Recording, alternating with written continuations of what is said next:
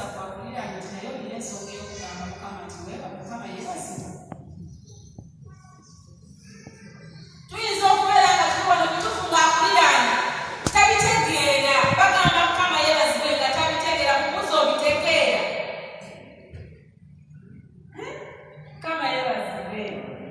So olunaku olwaleero n'esabbiiti ejjirira olunaku olw'okugenda mu ggulu. Ku lunaku olw'okuna twabadde tulaba Mukama waffe ng'asitulibwa. Ekire nga kimutoola yali ali wakati n'abayigirizwa be nga boogera nga banyumya ebyobwakatonda bagenda okulaba abayigirizwa be ng'ekire nga kimutoola nga kimulinyisa okutuusa gayawulira nga kimusikiririza ddala era banga tibakyamulabako. Baasigala beekaliriza amaaso mu ggulu balabe bw'agenda ate okuba matukayo okugwa. Bamalayika ne bajja ne bayimirira nga bambadde engoye ezitukula ennyo ne babagamba nedda gwe wekkaliriza amaaso agenze mu ggulu. Amiina.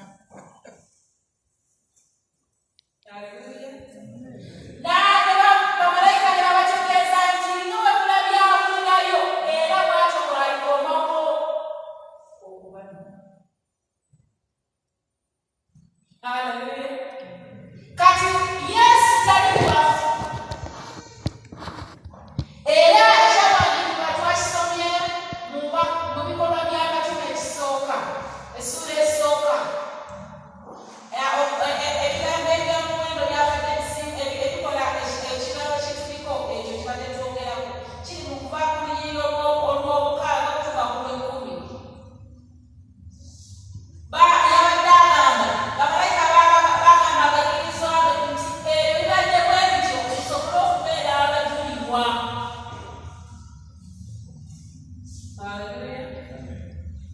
Kyova olabanga bwe yamala Yesu n'aweereza Omwoyo Omutukuvu abayigirizwa be baasobola okugenda ne bategeeza byonna buli kye baalaba kubanga byonna babikola ki?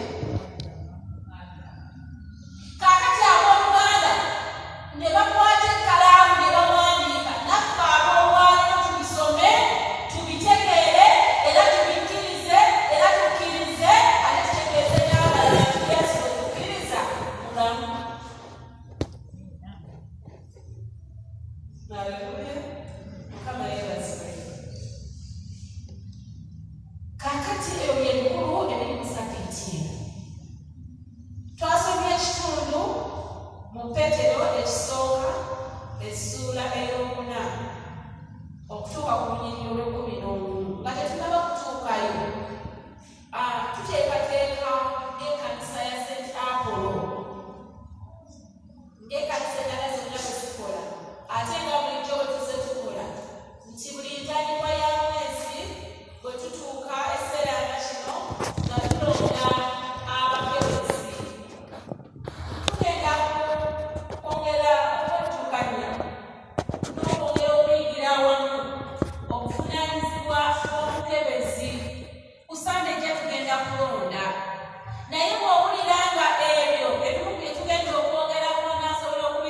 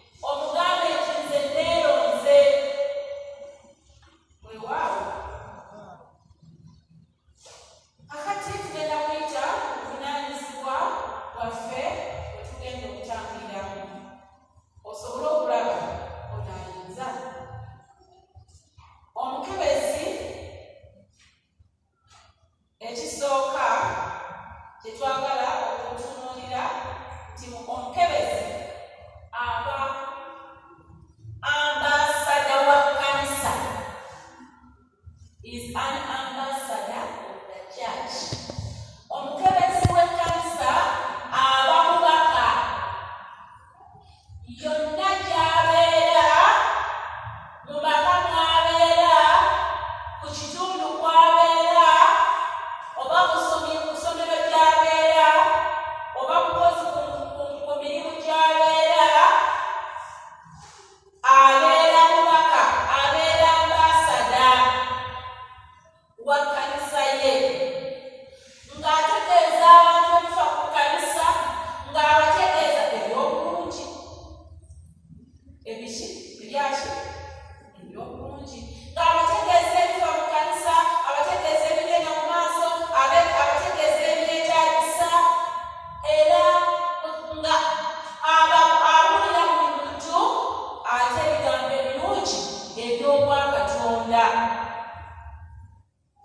Era omukebezi aba ssanduuko ya byama bya kkanisa.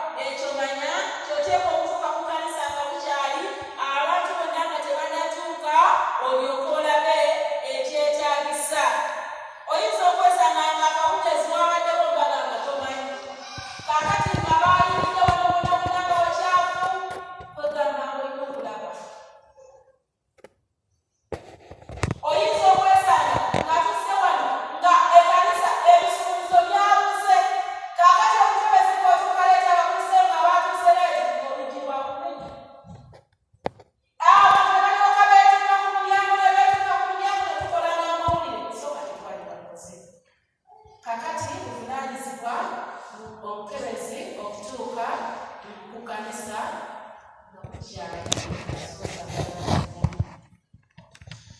omukebezi. Obuvunaanyizibwa bw'omukebezi obulala kwe kulaba nga abakristaayo abajja mu kkanisa n'abagenyi baanirizibwa buli lunaku, buli lwa Sande, nga omukebezi asobola okugamba abakristaayo tusanyusa okukula, mwebale kujja, yingira, tuulirako wali. Omuntu agenda agandika okufiiringa purezensi ya taata ali mu ggulu, nagamba taata nga afaayo, anteekeddemu abafaayo, abanjagala, kitegeeza nti Katonda wange wenziza okusaba, wenziza okusisinkana, anjagala, anfaamu, kubanga ate ateereddeko n'ono. Amiina. Kama bulungi, ekiseera kyonna. Kakati bw'obanga bw'oziba za Mukama zikube engalo za Mukama. Kakati bw'obanga owulira eddoboozi nga likuyita, ekyo olina okukijjukira n'okukimanya nti olina okukikola. Okwaniriza abakristaayo kiba kirungi mu mulyango guno kubanga mulimu abayitamu, tetubeerako n'omuntu ayaniriza abayita wano.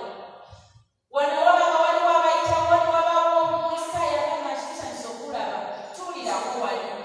Sayidde ne tubaawo agamba tusanyusa okulaba, tuwulirako wali. Na wano kale buli atuuka n'awulira nga akola ki? Atuuse awantu awali okwagalwa.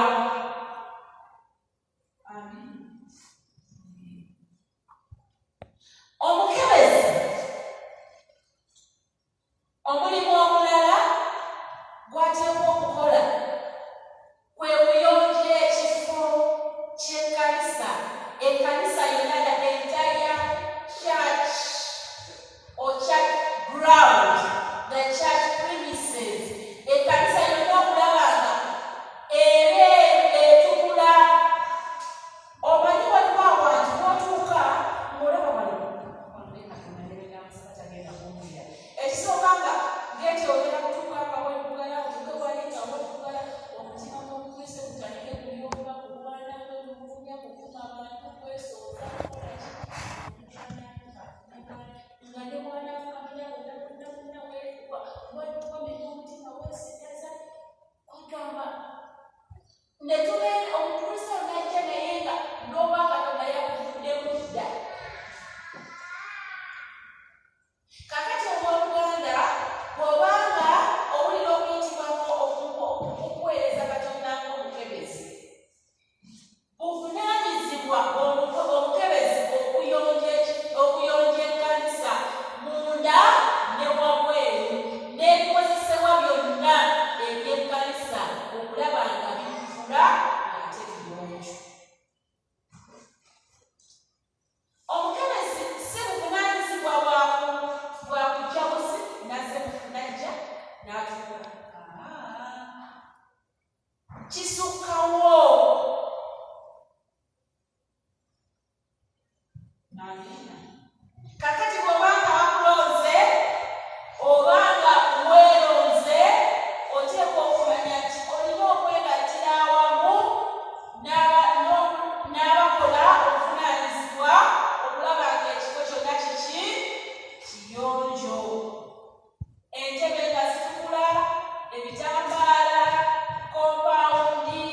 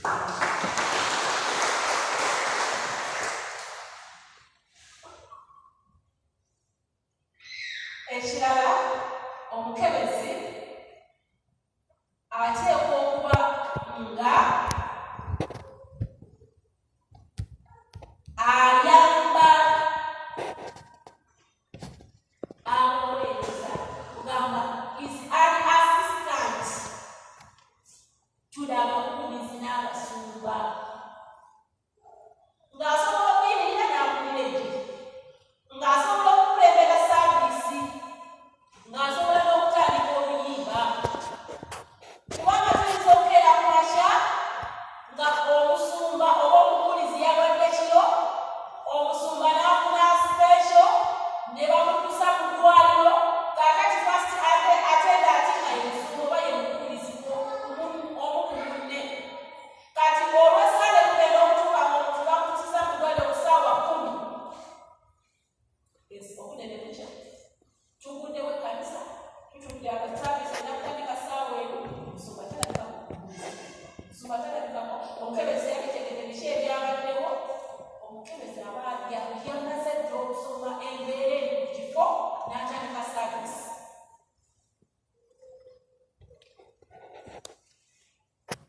amiina amiina amiina kaamiina ntono oyinza okubanga okuyitibwa okuwulira naye ng'erimu tonnabiyiga tuyiga buyizi ate tuyigirizibwa buyigirizibwa ne tulyoka tuyiga ne tuteeka mu bikola weewaawo so omukebezi ateekwa okubanga is always ready or to assist the pastoral team.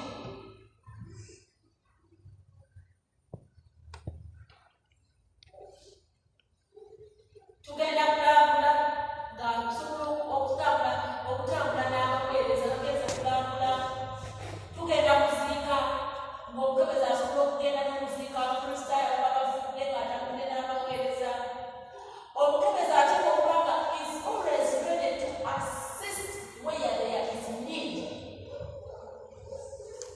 ng'ayamba omusumba n'obubuulizi oba omusumba oba omubuulizi kakati nga tunaalondebwa ekyo nakyo tusaba tukiteeke mu mitima gyaffe oba nga tuneeronda tetutya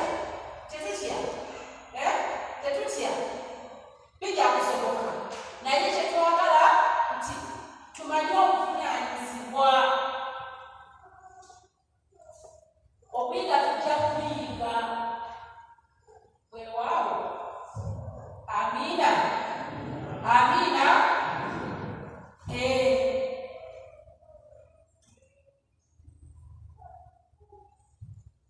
omukebezi ateekwa okuba nga ayagala abantu is lovely should be lovely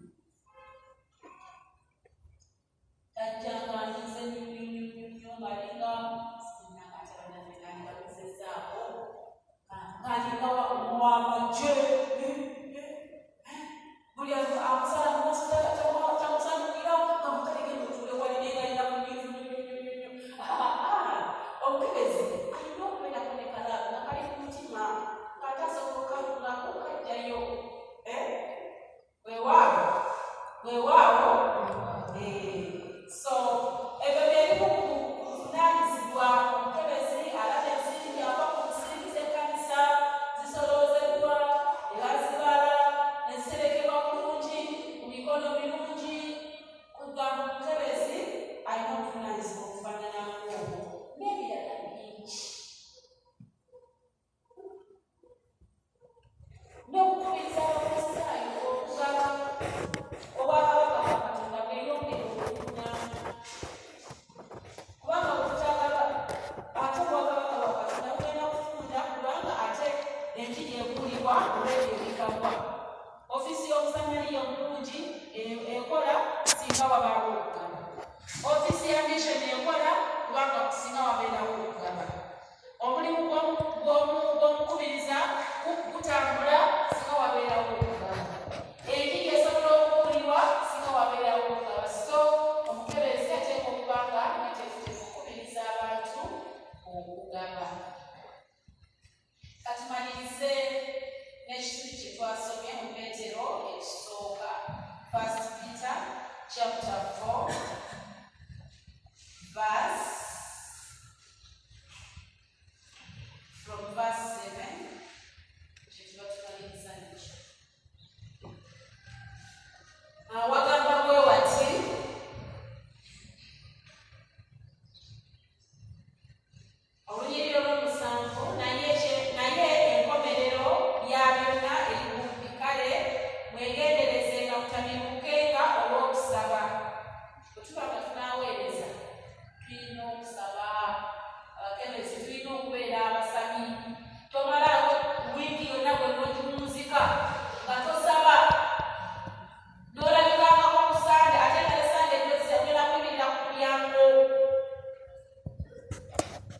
waawo tulina okusaba tusobole okujuzibwa omwoyo omutukuvu. Ekirala olunyiriri olw'omunaana okusinga byonna nga tulina okwagalana okungi ennyo nga mwagalana mwekka na mwekka. Omukebezi ng'ayagala omusumba, omusumba ayagala omukebezi, omukebezi ayagala omukristaayo, ayagala awewaka, ayagala kugamba nga waliwo okwagalana. So omukebezi ekyo nakyo kikulu bwe tuba nga tunaalondebwa okukimanya. Olw'omulenda lugamba nti musembezeganye nga mwekka na mwekka awatali kwemulugunya. Omukebezi n'abuuzibwa omwaka mulamba n'awata n'owokubiri nga n'omusumba tamanyi byasoma, n'omubulizi tamanyi, n'omukristaayo tamukyalire, n'obutagamba mukristaayo kimunange tamukyalire oba kanzige mukyalire ogamba naye agambye nti nga musembezeganye nga musembezeganyanga mwekka na mwekka awatali kwemulugunya. Olw'ekkumi atugambye nti buli muntu nga bwe yaweebwa ekirabo mukikozesenga mwekka na mwekka bwe mutyo ng'abawanika abalungi ab'ekisa kya Katonda ekitali kinyumu. Wakati mu buweereza bwaffe oyinza okusanga nga kati Reverend alina ekirabo eky'okuyimba. Oyinza okuba ng'oli mukebezi naye kati olinamu ekirabo kya kusamba mupiira kati kireete kikozese ku bavubuka. Oyinza okuba ng'oli mukebezi naye ng'olina ekirabo eky'okuzannya katemba kireete tukikozese. Oyinza okuba ng'oli mukebezi naye ng'olina ekirabo oba kya kuyiiya nnyimba kireete nakyo tukikozese wakati mu kuweereza bwaffe. So oyinza okuba ng'oli mukebezi naye ng'olina ekirabo ekirala tukikozese. Oyinza okuba nga oli kansila ng'osobola okwogera ng'eri ekibiina ky'abavubuka, eky'abakadde, eky'abakazi. Waliwo abakazi abafuna embuto naye nga tabitegeera naye ng'ate okirinamu obukugu kwegamba. Waliwo abasajja naye nga beetaagamu obukugu kati nga bw'atuwa obukugu obulina okwogerako n'abasajja oba abaana abalenzi n'ebifaanana bwe bityo nti nga buli muntu ekirabo bwe yakikola ki bwe yakiweebwa. Olw'ekkumi n'olumu agambye nti omuntu yenna ayogerenga ng'ebiragiro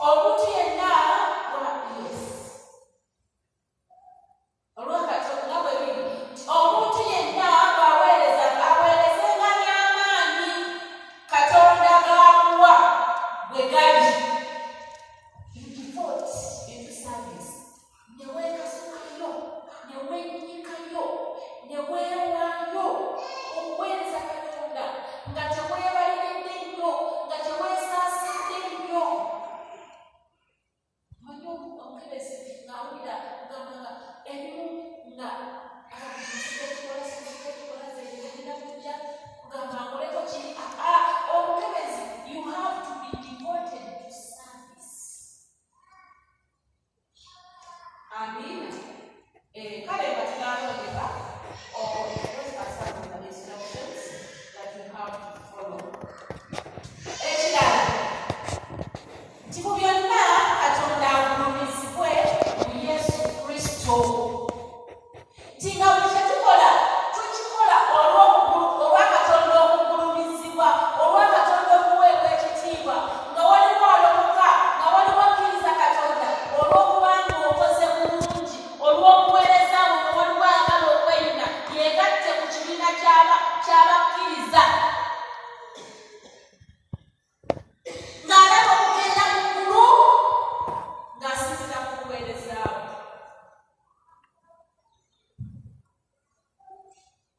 Amina. Amina. Omanyi waliwo omuntu ayinza okuweereza n'akutamira ekkanisa, n'akutamira Katonda, n'agamba oli n'ava ku Katonda sse, n'agamba nti olw'ebyo abaweereza Katonda n'abeebeera ku Katonda balinga oyo nze mbivudde mu ngenzi. Yadda mu nsisi. So ekyo nakyo bwe tuba nga tunaweereza ng'abakebezi tuweereze olw'okugulumizibwa olwa Katonda okugulumizibwa mu Yesu Kristo alina ekitiibwa n'obuyinza. Amina. Amina. Mukama mulungi ekiseera kyonna zinjeeza.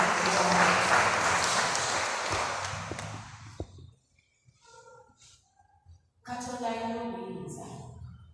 Okumanya nga alina obuyinza